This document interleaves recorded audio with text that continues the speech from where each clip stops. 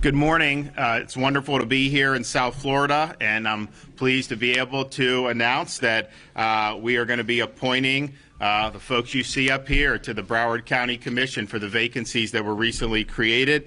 And we're very excited that both Tori Alston and Jared Moskowitz will be able to serve the communities here. They're obviously both from here. They kind of live and breathe Broward County, and they both have demonstrated records of service to the community, both here locally as well as to the state of Florida.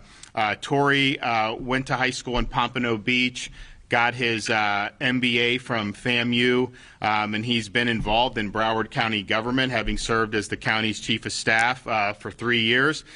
He is currently the chief of staff for the Florida Department of Transportation, and he's been doing a great job there. People who do business in other states will always compliment Florida on how well our FDOT is run relative to other states. And during the pandemic, we were able to actually accelerate some key projects when people in the initial weeks and months were doing a lot of remote working. Traffic was less, and we took advantage of that, and so he really helped Kevin Tebow and the team get that in really good working order, and we're very happy we're fully funding this work program. We're going to continue with our infrastructure needs because obviously the state is growing, and we're going to have to get ahead of that. He is joined here with his wife Candace and their 2 children, Elliot and Tori, who are already going to school here in Broward County. And Candace is starting a new local business, and they spend their free time basically with family, traveling and fishing and going to the movies. I know a little bit about maybe not going to the movies publicly anymore. We don't have that, but we just had my daughter's 5th birthday party yesterday, and that was quite an experience. So we appreciate what he's done in service, and I know he's somebody that's respected across the board here in the community, and is somebody that's proven that he has the ability to work with people regardless of political party, which is very, very important. And I think the same can be said for Jared Moskowitz. Jared has had a lot of great achievements, and a relatively young guy, obviously with a beautiful young family as well. He's done an awful lot, both when he was in Parkland, then as a state representative, and then more recently, of course, as the director of the Florida Division of Emergency Management. He's a native of Coral Springs and received his JD from Nova Southeastern University. He was instrumental in all things emergency response. He really improved the agency in so many different ways and made a great impact on a lot of people who were recovering from storms, people who needed help with COVID. We were actually able, when COVID first, in those early days, people were trying to figure out what was going on. Broward was the first part of the state where we started to see, cases. Back then we thought a few cases was like, it was like really a big deal. So we were looking, and we brought the first in the country to mobilize National Guard to do these big testing sites. And it got Jared oversaw that. You actually had National Guard generals that would come down and look at that, and then they would then report to other states to try to do that. And so that was not only Jared, but that was actually right here in Broward County. And then as we started going on, we were the first state to bring vaccines directly to nursing homes, and Jared oversaw that. And actually the first nursing home we visited was here in Broward County. And then, of course, most recently, when we did the monoclonal antibody sites, we wouldn't have been, and Jared had moved on by then, but we would not have been able to do that as effectively if he had not put in a really good infrastructure. So I think that he's somebody who is always looking to kind of do the right thing by the people that he serves, and that's something that we really, really appreciate.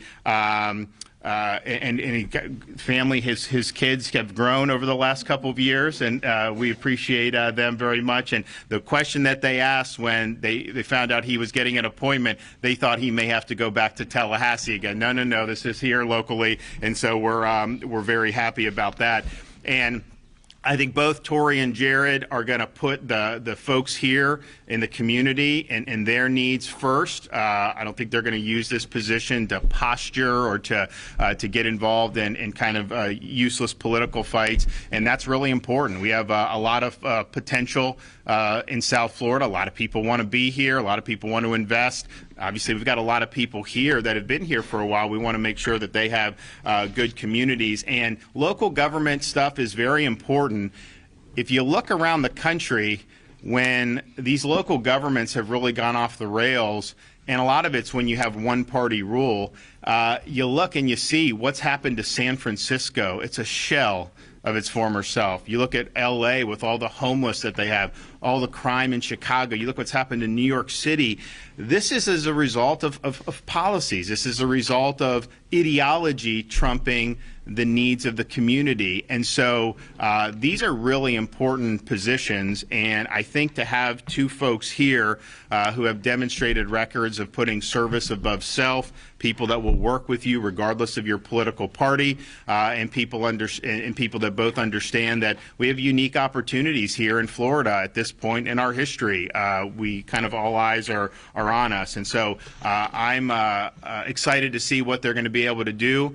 We look forward to working with both of them from the governor's office. You know, when I was for our first couple years, we had Shane Strum, who's here, as the chief of staff for the governor from Broward, and then we had Jared as the DEM, and so that was something where you know, they got a lot of love as a result of that, kind of naturally. But there was really good working relationships, you know, regardless of any of the political party differences, and that's something that I think is really important, and we want to make sure that we're going to be able to do that. So I'm going to let them come up and say some stuff, and then we're going to hear from the mayor. Where's the mayor? Is he the mayor? And then we're going to hear from Chip. So Tori.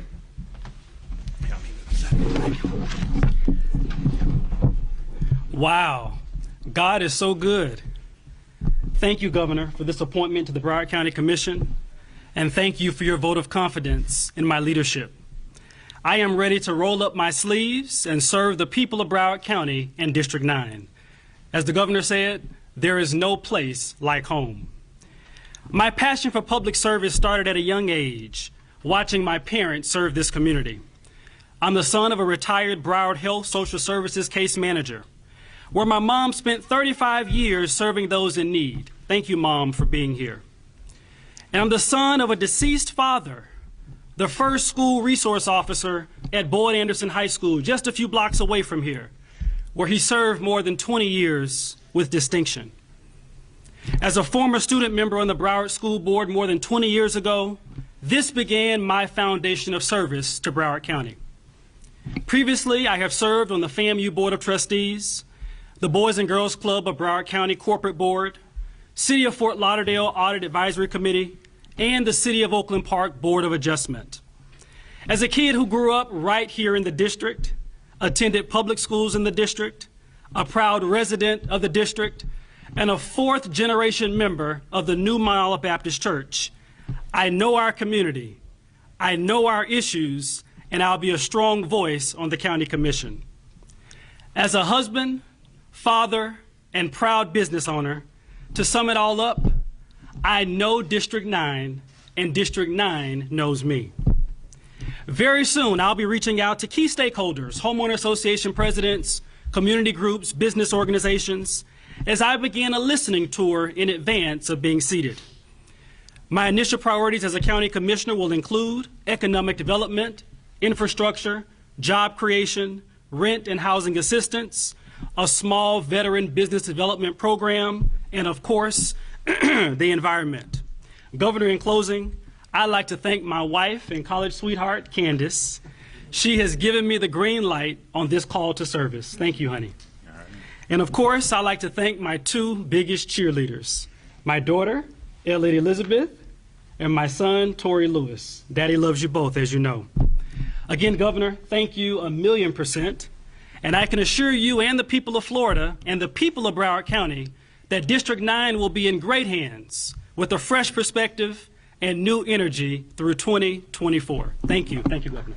Congratulations. Congratulations. Okay, Jared Moskowitz.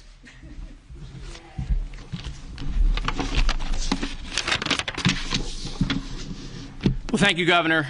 Thank you for coming to Broward County today, and thank you for having the confidence in me yet again. First, as the Director of Emergency Management in your administration, and now as a Broward County Commissioner. Let's just hope that this appointment is nowhere near as eventful as the last job you gave me. When the governor appointed me to be the director, We went to work on day one, helping the residents of the Panhandle recover from a Category 5 hurricane. And on day one, when I'm sworn in, I will go to work for the residents of District 8 and Broward County. There are many items to tackle: infrastructure, economic development, but I want to work with all of our partners to continue the progress that we have made on school safety following the Marjory Stoneman Douglas shooting. I left being the director because at the time I had spent so much time away from my family. I didn't go home for 4 months in the beginning of the pandemic, and my wife and kids stayed in Broward. And I am humbled by this opportunity the governor has afforded me to both continue my public service but be at home. I'm happy that my family could be here today. One of the things I learned from the pandemic is how important your family is and that your time with them can be limited. The last time there was a Mayor Michael Udine in Broward, it was in Parkland. And on the city commission next to him was this 25-year-old kid who got elected by 23 votes. It's going to be an honor to serve with Mayor Udine one more time. I want to thank Commissioner Barbara Sharif for her service to Broward County. I look forward to continuing the great work she did on behalf of the residents of District 8. I want to congratulate Tori Alston. It's going to be a pleasure to serve with him. I got to work with him when he was Chief of Staff at DOT, and he did a fantastic job there, and he's going to do a fantastic job for the residents of Broward. Governor, thank you again for this opportunity to serve at home. Congrats. Okay, Mayor, come on up. Congratulations. Thank you very much, Governor. Of course, of course. Good morning, everybody. It is my honor to be standing here as Broward County Mayor and to welcome two very qualified, fantastic members of the new Broward County Commission as they become seated. We are a collegial body that looks to work together for the benefit of all residents of Broward County. For our residents, our businesses, and our visitors, Broward County is an open and diverse community, and I look forward to working hard with you to bring the best results for all of our stakeholders as we move forward. As Jared said, it's my honor to be working with him again. The band's back together, and we'll go from there. And thank you, Governor. Yeah, of course. Thank you. Okay, Chip LaMarca. Thank you, Governor.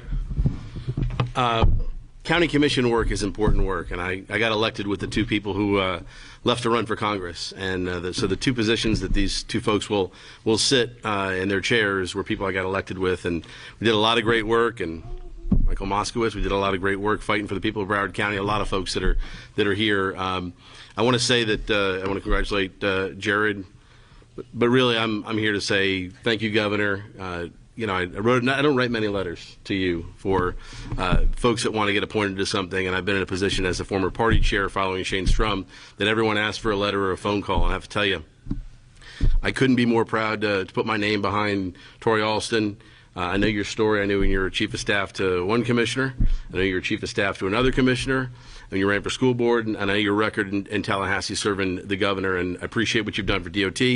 And you've got a beautiful family. I welcome you back to the district. And again, I know you'll both do great things. And if I can just say that having had the opportunity to serve with Michael Udine as a commissioner, not mayor, it was my hope that we'd have a good group of folks on the county commission that would think about businesses and people and try to make things happen, try to get to yes instead of standing in the way of folks. And you now have a mayor that has that goal. I know that both these two gentlemen will work with at least two other members on that board, and you'll have your 5 votes. So I wish you the best of luck, Mayor Udine, and Godspeed to Broward. Thanks, Chip.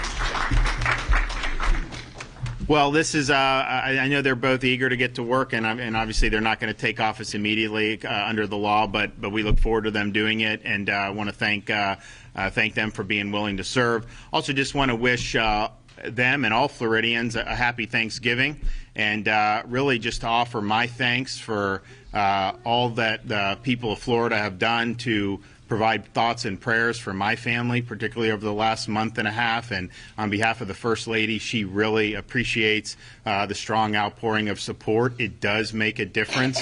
It increases your spirits. It gives you kind of more of a will to fight. And I've seen that up close and personal firsthand. So thank you for your thoughts. Thank you for your well wishes. And, you know, it wasn't exactly the Thanksgiving we maybe envisioned at the beginning of the year, but I'm confident that we're on the road road to, next Thanksgiving, we'll be able to celebrate a lot of great things, but one of which will be my wife kicking cancer to the curb. So thank you.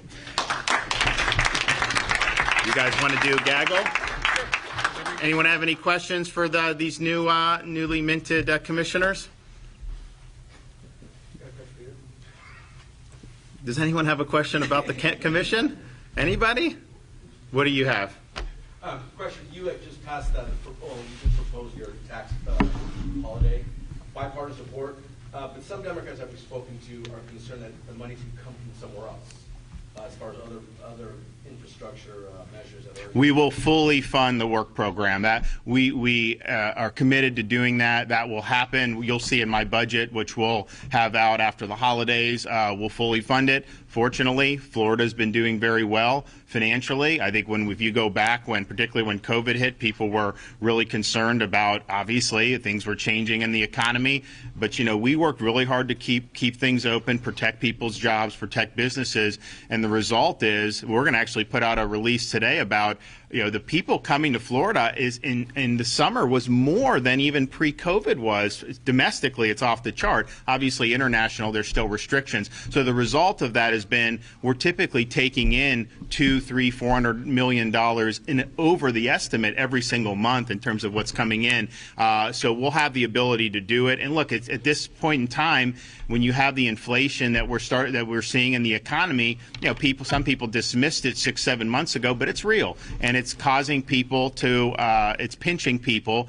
The number one place a lot of working folks get pinched is at the pump, because you got to commute, particularly in parts of South Florida where folks have to commute to be able to get to their job. So these are not easy commutes, so there's not really a way that they can just quote tighten their belt. These are kind of fixed costs, and the costs are now going up. It's something that they have to do. So I think it's really, really appropriate. I think it'll make a difference. And we were trying to figure out what we could do for sure. We actually looked at maybe tolls, but not everyone does toll roads, particularly in other parts of the state. And then you have these expressway authorities. We said, you know what?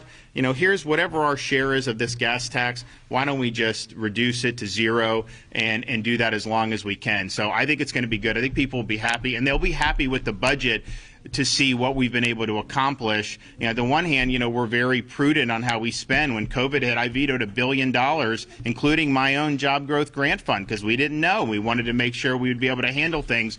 Now we're in a situation where you saw what we did for water resources in Everglades. We're more than anyone thought we'd be able to do, and we're making great progress. We're doing another increase for teacher pay. We're going to do bonuses for cops and firefighters again. We're going to do a $5,000 signing bonus for out-of-state law enforcement who've been treated very poorly in other parts of the country. They can come to Florida and do very well. It's not as much money, but we have money to transition by getting rid of the FSA and doing progress monitoring. So we actually have a good system in place that will monitor progress and provide feedback. And so we've got a lot of great things that'll done, and that'll all be done in a way where we have really, really strong reserves going forward. And so I just think it would have been unacceptable to have kind of basically record reserves and to have people seeing gas go up 50-60% in a year. It's like $3.34 statewide is the average. It's $1.30 more than it was just a year ago, and so they need relief, and so we're going to deliver it to them. The compact? The Seminole Compact in the federal judge's ruling. So when did that come out? Early this morning. Okay, I have not seen it yet. And what was the ruling? That basically it says Hub and spoke is no good or good? No, that the sports betting has to be done on tribal land. Right. So they said that the hub, and so when we did the compact, I can only negotiate with the tribes. I cannot do any gambling outside of that per the amendment that passed in 2018. And so that's all done via referendum or not. And so we had the ability to negotiate with the tribe. I felt very strongly that their Tampa casino is the most profitable casino in the country. They were paying nothing to the state. So we got a deal that is going to be very good for the state. They wanted to do the sports, and so we said fine. And the reason why I said that is because it would probably pass on a referendum anyways, and then if a company gets it, the tribe gets it anyways. So we felt that made sense. Now, we also knew when you do hub and spoke, it was an unsettled legal issue. we structured the compact so that the compact is preserved for the casinos and the other stuff. So we're going to still be getting revenue. Obviously, we'll get less revenue from sports betting if they're not able to do hub and spoke. But I would imagine that's going to be appealed. If you followed that hearing, it seems like the government wasn't even, so the government was really the party. It wasn't the tribe or the state of Florida. The government wasn't prepared. It seems like they did a poor job in the argument, and I know the tribe wants to be able to go. So we'll support whatever we can to validate the compact. I think that it is, I think the hub and spoke is fine, but we anticipated that this could happen. Governor, the shipping crisis in California, a couple weeks ago, there was talk of ramping up operations here in Port Everglades to pick up the slack. The county commission has oversight over the port. Where does that stand right now, and going forward with the new commissioners, what do they see as their role to help alleviate that? You guys want to talk? Yeah. The county commission over the last few years has made major improvements in infrastructure. We've gone out and purchased post-Panamax cranes, which is available to offload bigger ships, ships that can come from farther districts that can cross the Panama Canal. We're putting the investment in as a county commission into Port Everglades, and our port is ready, willing, and able to accept more cars and more cruise passengers. We were the first port to start revenue-generating passenger cruising. So we're here, and the Broward County Commission is very supportive of moving Port Everglades forward in a positive manner and to pick up some of the slack from the rest of the nation to help with the any kind of shipping crisis.